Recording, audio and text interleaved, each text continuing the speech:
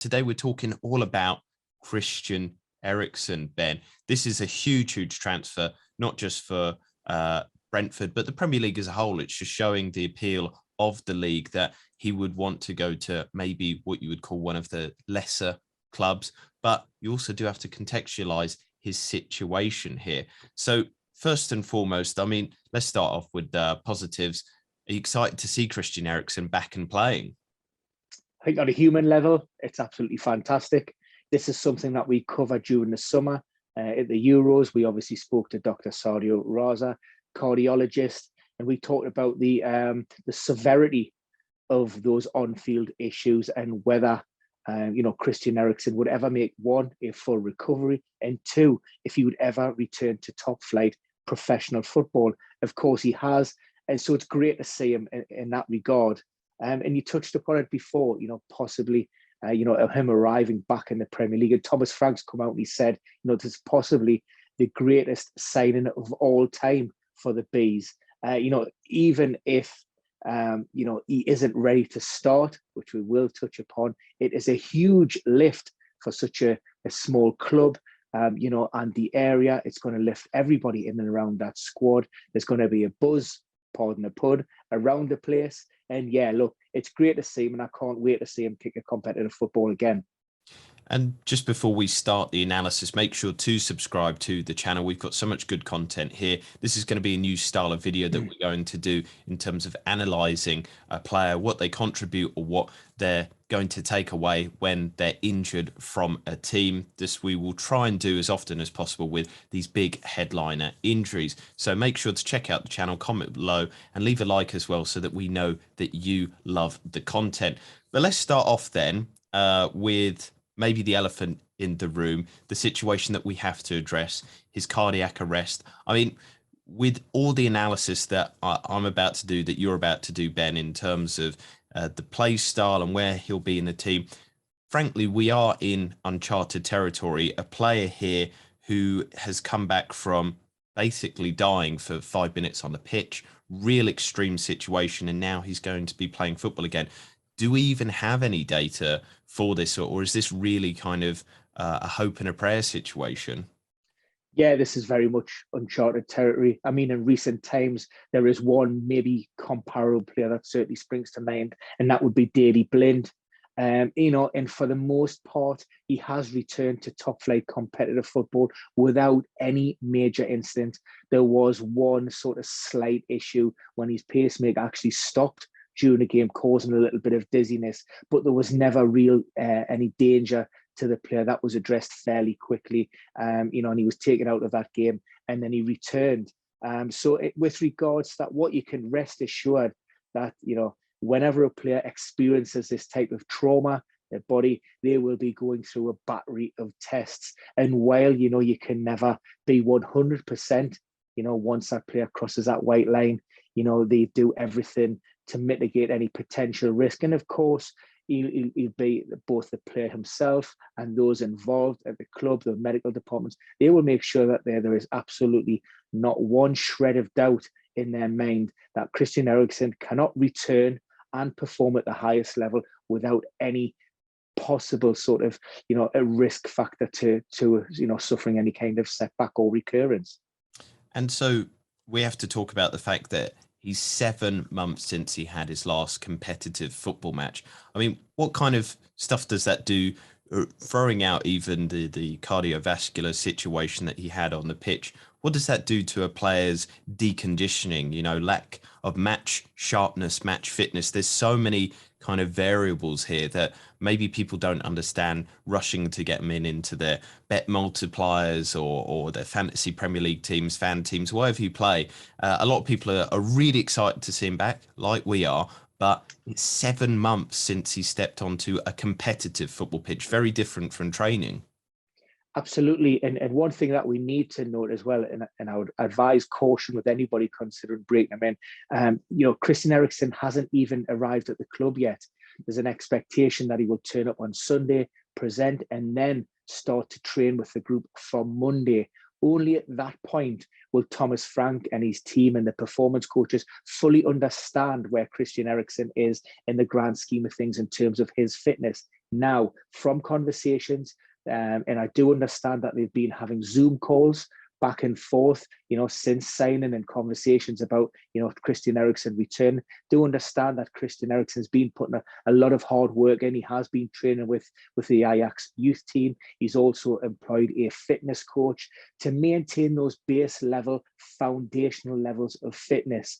Now, that will go some way of addressing that, again, those sort of concerns with regards to fitness, because we haven't got a long period between now and the end of the season, and Brentford will need somebody like Christian Eriksen to come in and be ready fairly quickly. However, we're talking about a player who, is coming into the Premier League, and all of the metrics in terms of high intensity sprints, distance covered, they will all indicate that there is no league which is either faster or more demanding on the body than the Premier League. So, of course, it's not only he's been out for 7 months, but he had a period in Serie A before that. And yes, he'll have a bit of an understanding and an experience of playing in the Premier League, but he's coming back a few years older on the back of this trauma, and it will take a little bit of a while to acclimate, to the rigors of top flight English football again.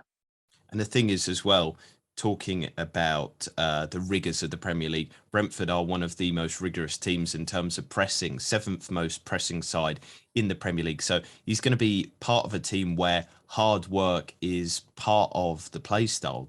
They're not in a low block. They're quite a proactive team. So it'll be quite interesting to see with that. But another thing that we do have to address, do you have worries of him playing in the Premier League after he was told he can't play in the Serie A? Was that due to fitness reasons, or was that due to rules? Yeah, so Serie A, basically their medical department or their medical advisors state that, if you've had a pacemaker fitted, then you are not allowed to continue playing at that level. So in terms of a possibility of Christian Eriksen wanting to continue his career in Italy, that was just taken off the table altogether. Now, there was a possibility that he could have moved elsewhere. The difference with the Premier League is that, when players present with, who have these SICD pacemakers, those are dealt with on a case-by-case basis. So again, you're never going to be fully privy to what happens, just due to medical confidentiality. But I say, rest assured, there will be no stone left unturned when determining the health of Christian Eriksen, and to maintain that his safety is paramount throughout this whole process. There are no room for sentiment in this, and it's a great comeback. This will purely be down to a black and white. Are you fit enough?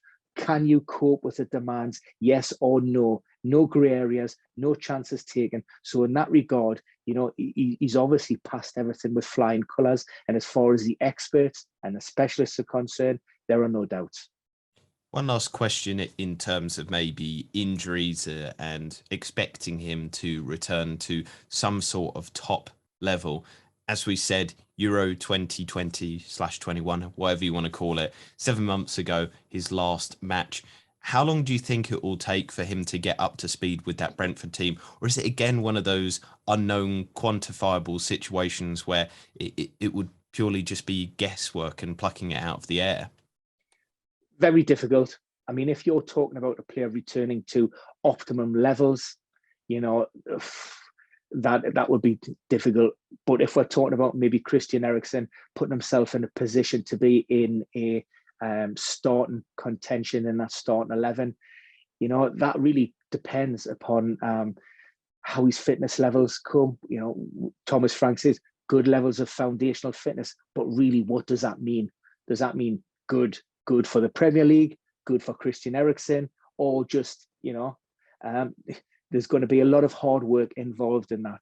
Ideally, again, we talk about external influences and how things can maybe impact, Brentford going through a little bit of a rough time, a little bit of a downturn in terms of their results and their fixtures. I think the 4 teams down the bottom of the Premier League probably make it so Brentford won't get sucked into the crux of that relegation dogfight. So maybe they do have a little bit of a buffer, and the pressures are maybe off them a little bit, but if I was, looking at maybe targeting or bringing Christian Eriksen as maybe a potential asset into my fantasy team, I'm looking ahead at maybe game week 27, where you start to see that little bit of a fixture swing. There's some green fixtures on the horizon. That gives Christian Eriksen around about sort of 3.5 weeks of work on the training pitches.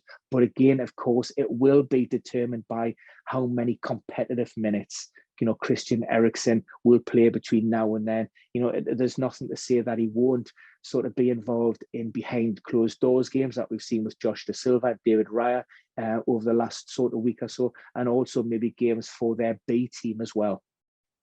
And just looking at it, as you said there, Brentford are in a terrible rut at the moment. 6 losses in their last 7 games. Whereas if you look at the start of the season, game weeks 1 to 10, they were in 12th place, 3 wins, 3 draws, 4 losses in a fantastic first 10 games in the Premier League season. But let's look a little bit at the data then of what Eriksen is going to bring to the team, and also the tactics as well. And what's quite interesting this season with the Brentford team is that Ivan Toney has actually had a lot of creative work to do. So maybe his transferring in Eriksen could allow Ivan Toney to maybe flourish a little bit more. A lot of people were looking towards him as a fantastic FPL asset, and maybe this could see the best Toney running towards the end of the season, especially as you said there, with that kind of keeping in the Premier League as a target there. They're going to be working very, very hard.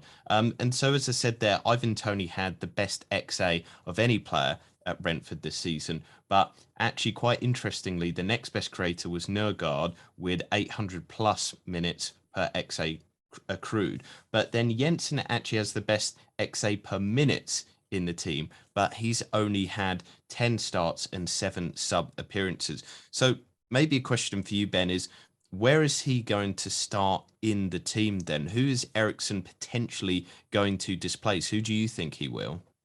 Yeah, so we know that Thomas Frank has worked with Christian Eriksen before, I think through the age groups with the Denmark national team. So he does understand and he does know the player well. And he has played in a 3-5-2 system before.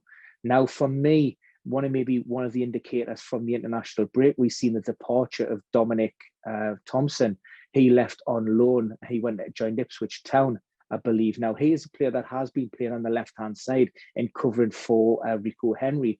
First of all, when he picked up that hamstring problem, and also he had that quite severe clash of heads that ruled him out for a game as well. So for me, it's that left-hand side between maybe that Rico Henry and that Christian Nørgaard, Janelt, a space that maybe Janelt has sort of occupied on occasions. So I see a natural fit of Christian Eriksen just slotting straight into that place, and that looks ideal. And you've really mentioned an important point there. Eriksen, maybe in one aspect in terms of returning to play, has a big leg up on a lot of players because he has played this type of system before at Inter Milan. And quite interestingly, his career average data was at its highest when he played at Inter Milan under Antonio Conte in a very similar system. Indeed, Eriksen averaged about 0.2 xG per 90 and 0.27 XA per 90 through his career. But then in the 2019-20 season at Inter Milan, 0.38 XG per 90 and 0.34 XA per 90. I mean, it's phenomenal data, and it shows his creativity. And then just kind of looking at some of the data as well, the underlying stuff there, looking at players again, comparing them to Jensen and other people, Nørgaard in the team. Eriksen would be a bigger creator than all of them, just showing his sheer quality there. Now, Jensen this season and Eriksen last season, actually he outperformed Jensen did Eriksen in terms of key passes per 90. Jensen has 2.22 per 90 this season. Eriksen last season had 1.95. But in his whole career, Eriksen has actually averaged a massive 2.7 key passes per 90. And looking at the history of Eriksen, he's in the 90th percentile, 99th percentile for a lot of creativity stats. So it will be quite important for him to come into the team, I think, because, Ben, looking at it as well, you've mentioned it, the Brentford team have had struggles this season. I mean, from your eye test, you can see it quite often, that they lack sometimes that final third creativity, don't they? Yeah, I mean, look, before the ball was kicked at the beginning of the season, Ivan Toney was a player lauded within the FPL community as a potential, bargain, a player that had scored in the second and the third tier, a plethora of goals, and we really expected them to really hit the ground running. Unfortunately, what we've seen is just because of the nature of that Brentford team and maybe the demands and the physicalities of the Premier League and the quality of the opposition, a lot of the time we've seen Ivan Toney doing a lot of that hard work maybe in the middle of the pitch, or sometimes even in that sort of final third in that defensive areas. The addition of Christian Eriksen will hopefully alleviate that, so to the benefit of him. But also, still, I would air caution, just with Christian Eriksen, we're focusing on what he can bring from an attacking perspective, but also, he may be required to do a lot more defensive work as he did maybe as opposed to when he was at Milan, or, like we've seen when he was at Tottenham Hotspur. So not all of his work will be done on the front foot. That's why it's maybe best just to sort of, hold court just for a little bit longer, do that eye test, and then make that informed decision on whether you feel, I mean, at 5.5 million, there's a lot of things to like, but, there's a lot of things still that can go against them at this point.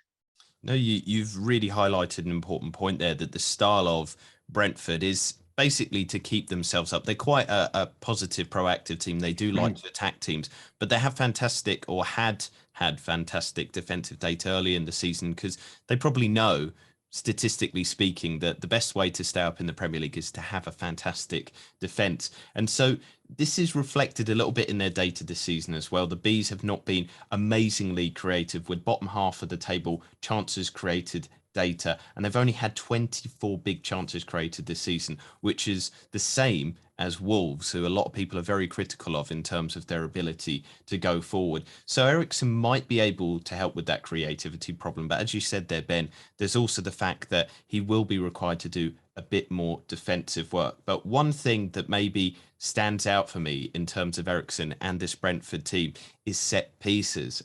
People who tune into the channel regularly know that I love a bit of set piece work, the marginal gains there. But obviously, we know that Eriksen is a fantastic set piece taker, ball deliveries, incredible with what he can do there. And Brentford have the highest XG from set pieces of all teams this season, but they've underperformed. I mean, Eriksen might be the person there to actually get them to start scoring a few more of them. And nearly 40% of Brentford goals this season have come from those dead ball situations, showing what importance the team places on those as well. So I think he does have a potential for a lot of positives, but like you said, Ben, at the start, and I think we've said throughout the show as well, is that Eriksen, we have to see, first of all, what his return to play levels are, in comparison to his historical data and what kind of level he's been at. But also, how is he going to play in this Brentford team? He might not be given the free rein that he once was at Inter Milan for that creativity or that brilliance that he displayed at Tottenham Hotspur. There might be a little while to see him even get to those levels, if he does at all. But for 5.5, as you pointed out there in terms of fantasy Premier League, but also if you're putting a bet on or whatever, he could be quite good for a set piece situation. Is there anything that you want to add there, Ben? I mean, in terms of it, or do you think that we've gone through enough there to give people a context of maybe why they shouldn't plough into Eriksen in terms of bets or bringing him into their teams just for the moment? Yeah, look, I think we've covered most aspects of the game, but and again, I just go back to what a story this is. When we cast our minds back to what happened last summer, how that unfolded with Denmark to where we are now, and the possibility of a return to the top flight with Brentford, who he could help those retain their top flight status. Again, a small club who nobody really expected them to do that well. So what a story! That's why we all love football, and yeah, look, I cannot wait to see him. I really can. And also for people, just to remind them about the Sadi Raza video, the doctor Sadi Raza had some fantastic information about cardiac arrest and what to do in those situations as well. So obviously we've been talking about Christian Eriksen there as a player, but Christian Eriksen as a person was saved by brilliant doctors, first aid there. If you have any questions about that, do check it out on the channel. It could save somebody close to you, a friend, a family, or even yourself, somebody's life there. Quite important stuff there. So thank you for tuning in. Please do leave a like if you've enjoyed the content. Leave a comment below telling us what you'd like to change. And this is going to be a new type of video to look forward to each week. So hit that subscribe button as well. But for now, we're going to say the best of luck and thank you for tuning in.